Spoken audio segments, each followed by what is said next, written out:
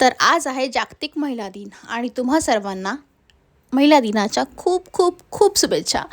तर महिला दिनाचं औचित्य साधून मला बाबांनी आज मदत केलेली आहे.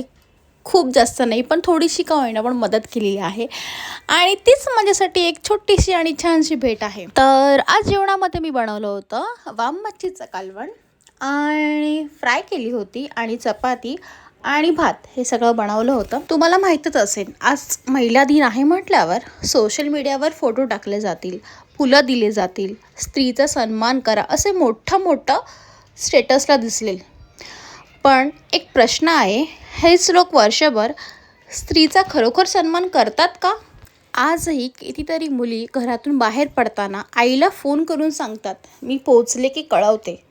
कारण या जगात मुलगी सुरक्षित आहे याची खात्री कोणालाच नाही.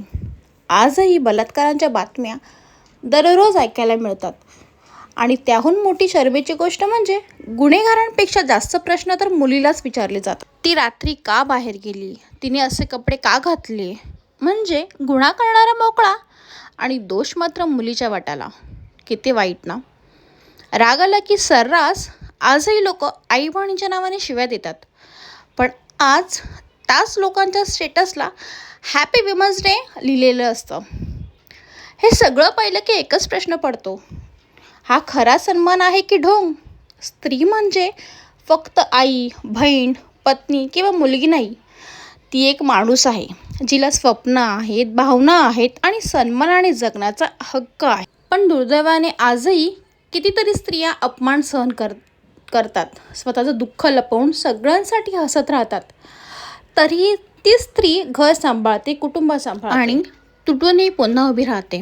खरं सांगायचं तर महिला दिन एका दिवसाचा नाही, ज्या दिवशी मुलगी निर्भयपणे रस्त्यावर चालेल, ज्या दिवशी स्त्रीकडे वाईट नजरेने पाहणे थांबेल, ज्या दिवशी आई बहिणींच्या नावाने शिव्या देणं बंद होईल, तो दिवस खरा महिला दिन असेल.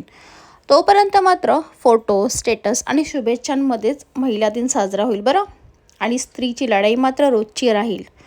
महिला दिनाच्या शुभेच्छा, पण त्या शब्दात नाही, विचारात आणि वागण्यात दिसू द्या.